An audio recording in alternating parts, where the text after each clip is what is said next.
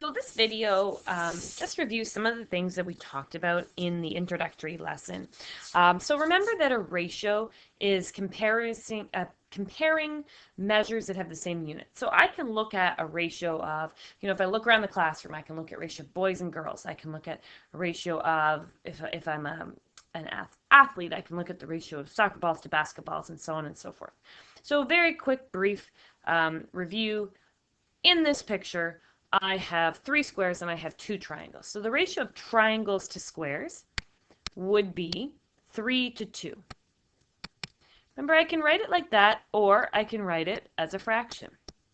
Now, if I ask that differently, if I said the ratio of squares to triangles, it would be different. It would be 2 to 3, or 2 over 3. So be very careful with how the question is written.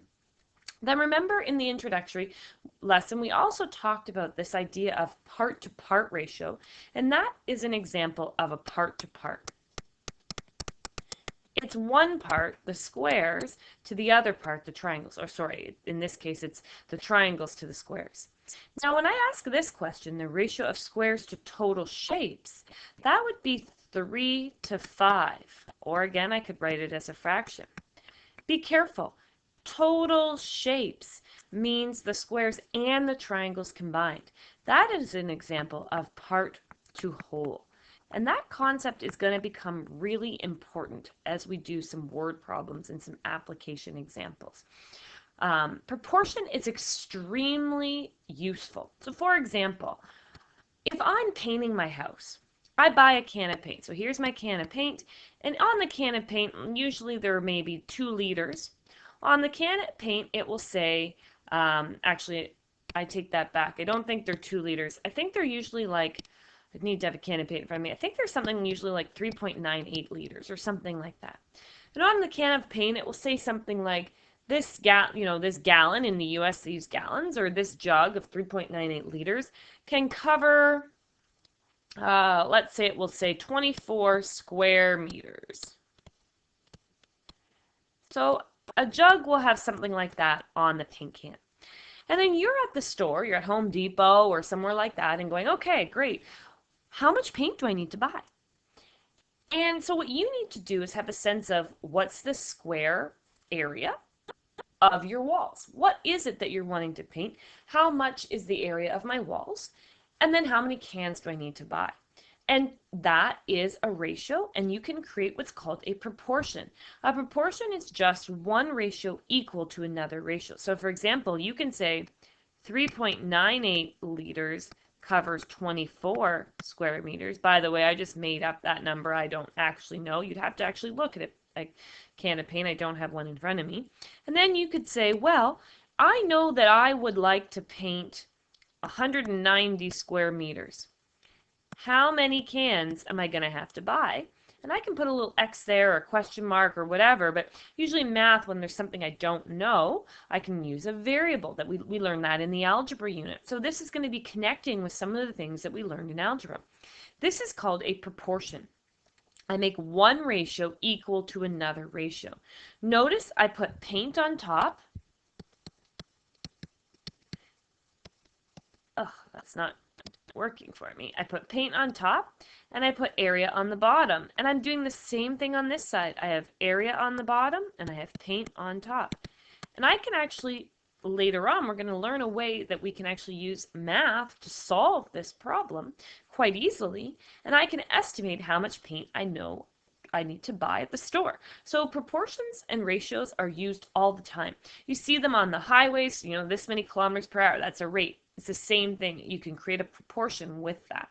They are used quite a lot, and you're going to find them a very useful thing to know in math. So let's go back a bit and talk about what a proportion is then. So I've kind of mentioned this. A proportion is a statement that says that 2 ratios are equal to one another. So this picture is called a tessellation. Tessellation is just repeating a pattern of shapes. So the ratio of octagons to squares is 9 to 4 in this picture. So it's asking you, well, what if you had 27 octagons? What if you made a picture with 27 octagons?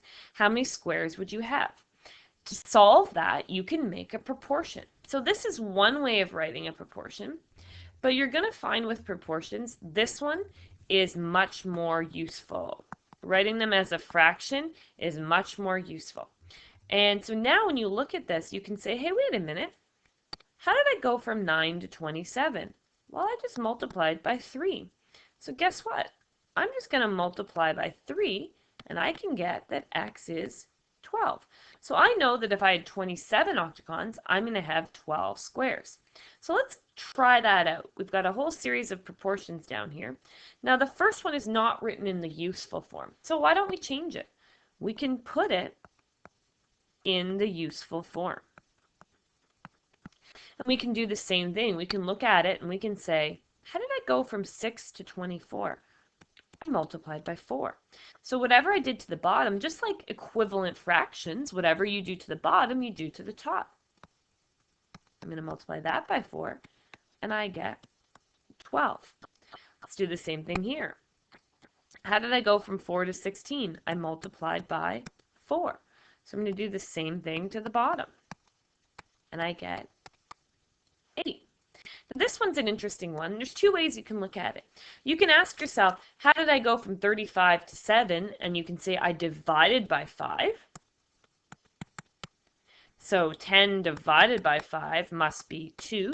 That's one way of doing it. Or, if I get my eraser out, actually, I won't do an eraser, I'll just have them side by side. So another way of doing it, the way that I would typically do it, because I like multiplication better, I just do it backwards. I do it this way because it really doesn't matter. All that you have to remember is whatever you do to the top, you do to the bottom. Now, the only tricky part with that one is to ask yourself, what number did you multiply by 5 to get 10? So you might not like that method. You might prefer this method. It really doesn't matter. You can multiply, you can divide. It makes no difference. So these are all proportions, and they are used to solve for an unknown. So if we go back to this paint example, that's the whole purpose. They're not just random numbers that we're solving. We're doing that right now to learn the process, but they actually have meaning in life. And this is one very good example of a meaning in life. What you're going to notice here, though, is you can't quickly go, oh, I'm just going to multiply 24 by, this number to get 190. We're going to learn a little bit later, what do you do when the numbers aren't so friendly? So let's look at an example. Someone's making punch. And you'll notice if you don't know this, when you get home, look at a can of frozen orange juice concentrate in your freezer. I'm sure everybody has one. When you read the can, it will say, put 1 part of frozen concentrate in with 3 parts or sometimes 4 parts of water. That is a ratio. And you can set up a proportion. If you said, great, but I want to make 20 cups of orange juice, what would I need to do? You can set up a proportion and solve that. So here's an example of that kind of situation. We're making a punch. We've got friends coming over to our house. We want to give them something good to drink. We're going to make a little mixture of orange juice and cranberry juice. And if you've never tried it, it's very good. I would recommend that you give it a try. For this particular punch recipe, it's 6 cups of orange juice for every 4 cups of cranberry juice. We can turn that into a ratio. We can say 6 cups of orange juice and 4 cups of cranberry juice. There's our OJ and there's our CJ. Okay. Now the question is, well, how much cranberry juice do I need for 24 cups of orange juice? Well, I can set up a proportion. I can say if 6 cups of orange juice was 4 cups of cranberry juice, then 24 cups of orange juice must be X cups of cranberry juice. Now the hint said, is this a part to part or a part to whole? This one is a part to part because I'm looking at the 2 parts. I'm looking at the orange juice part and I'm looking at the cranberry juice part. Now what I can do is I can solve this proportion. I can say, how did I go from 6 to 24? I multiplied by 4. So then I must also need to multiply that by 4. And 4 times 4 is 16. So I can say, therefore, she needs 16 cups of cranberry juice.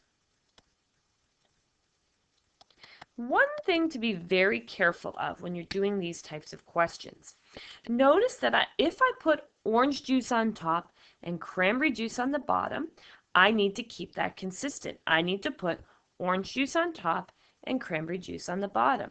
Now I'll show you, I'll just add a page and show you. In this case, I did 6 over 4. I'll actually show you that it doesn't make a difference. Let's say I chose to do cranberry juice over orange juice. The only thing I have to make sure I do is there's 24 cups of orange juice. I have to put that in the orange juice spot. And because I have orange juice, this case on the bottom, I need to put it on the bottom. It doesn't matter where it goes as long as you're consistent. So notice this question, even though I did it slightly differently, I put the numbers on the bottom, I still get the same answer. So if you see that, I'm just going to put that side by side for a second for you. Oh, no, that didn't work. Sorry, I forgot that I had a screenshot for recording. You're going to notice that, oops, let me redo that. You're going to notice that when the 6 is on the top or when the 6 is on the bottom, it makes no difference to your answer. Now let's look at the second part of the question that says she wants to make 30 cups of punch because there's a big soccer tournament at her school and she needs enough punch to, to have a whole bunch of teams have punch. Do you think that punch is part to part or part to whole? What is the punch? Remember, the punch is the orange juice and the cranberry juice together. So that means that this is actually part to whole. Punch is your cranberry juice plus your orange juice. That is really important because now instead of having 6 over 4 or 4 over 6 if you choose, you have to make it as the whole. What is the whole in this case? What is my cranberry juice part plus my orange juice part? Well, that is 10. That's the whole. So now I need to do a ratio that's a part to whole ratio. I need to either use 6 over 10 or 4 over 10. I need to use orange juice over my whole or my punch and cranberry juice over my punch. Because the question asked me for how much of each type, it doesn't matter which one. I can choose which one I want to use. So let's say I want to use the orange juice one. Where do I put the 30? Remember, this was orange juice over punch. The 30 represents punch, so it needs to go on the bottom. And then the top, that's what I'm looking for. Then again, I can ask myself, what did I do? I multiplied by 3, so then I need to multiply this by 3. That's going to be my orange juice.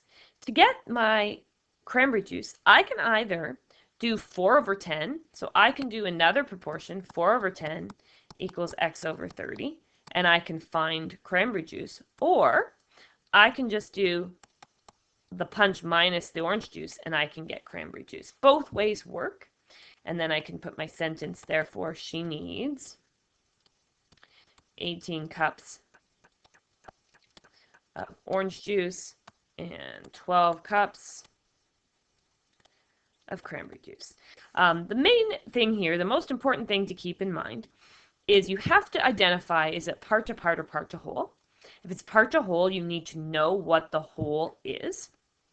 And then you need to find your missing piece. When you set up your proportion, all you have to remember is to keep it consistent. Whatever you put on the top on the left side needs to be the same thing on the right side.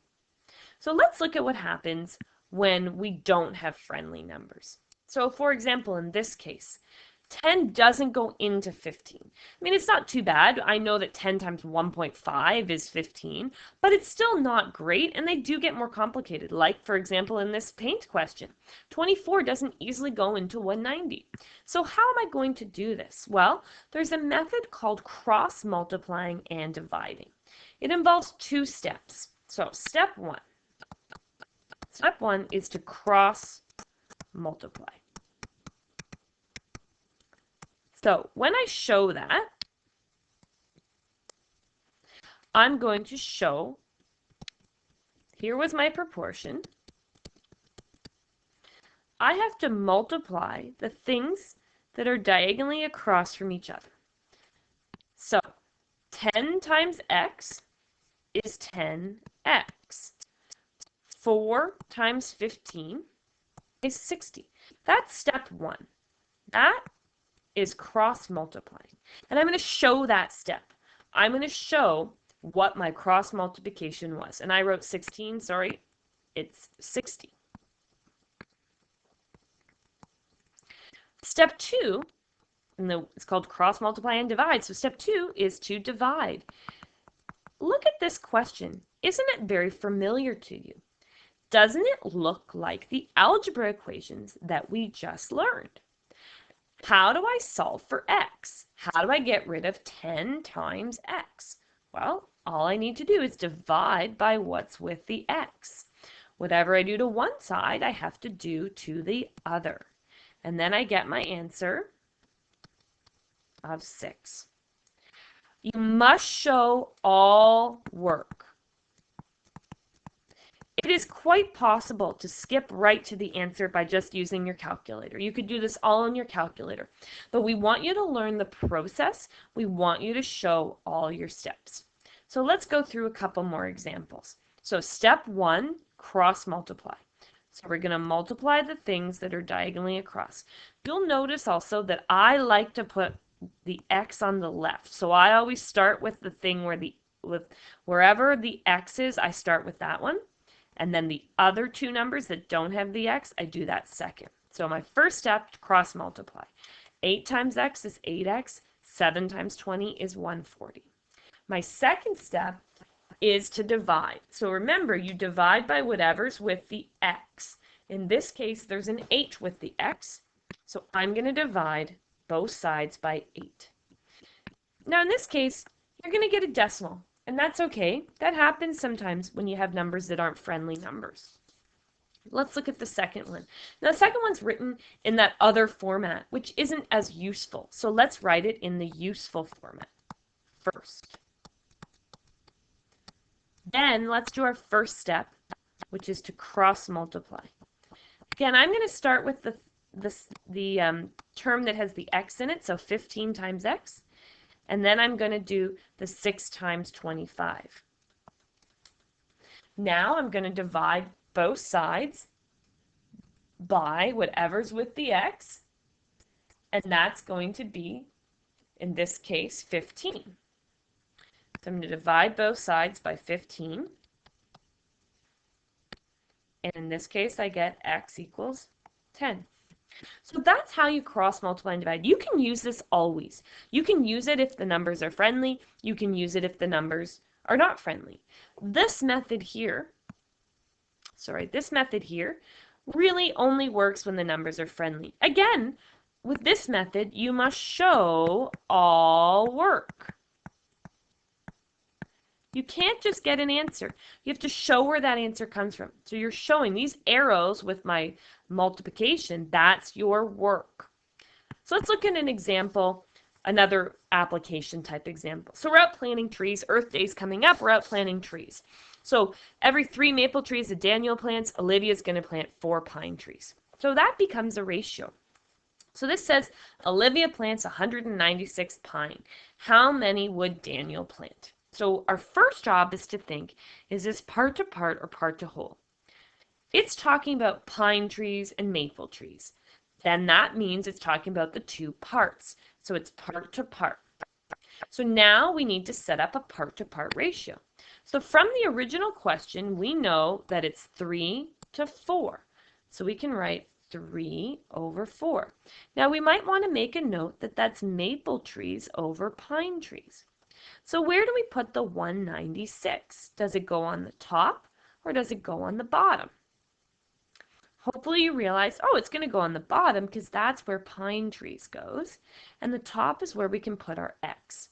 Now, you're going to find that, and I need a bit more space here, so let me just extend this and move this down. This one is just really big numbers. So you're going to find that using cross multiplying and dividing is going to be easier. So we're going to multiply diagonally across 4x, and we're going to do 3 times 196, and we're going to get 588. That's step 1. Step 2 is to divide by whatever's with the x. Again, we're going to show all our work, and we get 147. So we know that Daniel planted 147 trees, or maple trees, to be specific. Now, let's look at part B. It says together they planted 98 trees. How many of each kind? So ask yourself, is this part to part or is it part to whole? Are they talking about pines and maples, or are they talking about trees? They're talking about trees, which is pines and maples together. Pines and maples equals trees. Oops, I can't spell. So this is a part to whole. So I need to know that Olivia's 4 pines and Daniel's 3 maples equals 7 trees. That's my whole. So now I need to use either 4 over 7 or 3 over 7 as my ratio. And again, you can choose what you want to do. In this case, I'm going to choose 4 over 7. It really makes no difference. So 4 over 7 was pine over trees. So I have to make that x over 98. Why is 98 on the bottom? Because that's what the trees was. Now I cross multiply. So 7 times x is 7x. 4 times 98 is 392. I'm going to divide both sides by 7. And I'm going to get 56. Then what I can do to get the maples, I can either do this again using 3 over 7, or I can just do 98 minus 56, and I can get the answer of 42 to represent my maples. So you have a choice there. You can do the cross multiplying and dividing again, or you can just subtract. Then I put my sentence there for 56 pines and 42 maples were planted. So again, you're going to find that these are actually very, very useful for things in your life. To know how to set up a proportion, to know how to solve for an unknown is very useful in things. Anything where you're mixing things, or you have to know, like I said, with paint, this amount of paint covers this amount of area. How much do you need to know to buy? You're going to use these things a lot in your life.